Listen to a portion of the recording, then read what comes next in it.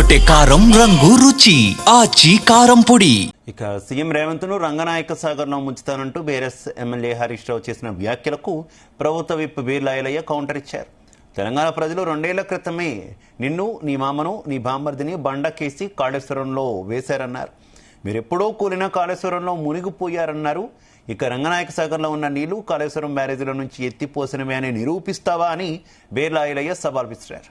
సంక్షేమ ఫలాలు అందిస్తుంటే రంగనాయక సాగర్లో దూకితే మునిగితే కాళేశ్వరం ఉన్నట్టు, తేలితే కాళేశ్వరం పోయినట్టున్నావు.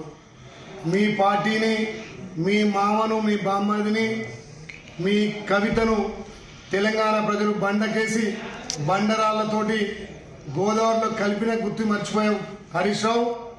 ఇలా అందుకే మీ మామని అంటాడు 6 అడుగులు పెరిగినావు కానీ చెటాక్ ధమాక్ లేదని. నిజంగానే నువ్వు 6 అడుగులు పెరిగినావు కానీ నీ ముఖాలో, నీ ధమాకు ముఖాల్లో ఉన్నట్టు అనిపిస్తుంది.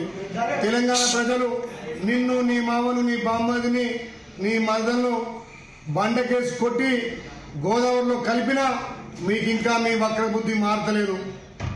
హరీష్ రావు గారు మాటలకు తెలంగాణ ప్రజలు ముక్కు మీద వేలేసుకుంటున్నారు. మరి నువ్వైతే 6 అడుగులు పెరిగినావు కానీ ఇంకా కూడా నీ ధమాకు ముఖాల్లో ఉంది. తెలంగాణ ప్రజలు మేము చీకొట్టి మొన్ననే జూబ్లీహిల్స్ ఎలక్షన్ లో బండకేసి కొట్టినా మీ సిగ్గు మారలేదు, మీ బుద్ధి మారలేదు. తెలంగాణ ప్రజలు మిమ్మల్ని ఇంట్లో కూర్చోబెట్టినా ఇంకా ఈ సూటిపోటి మాటలు ఒక ముఖ్యమంత్రిని పట్టుకొని రంగనాయక సాగర్లో దుఃఖమంటున్నావు.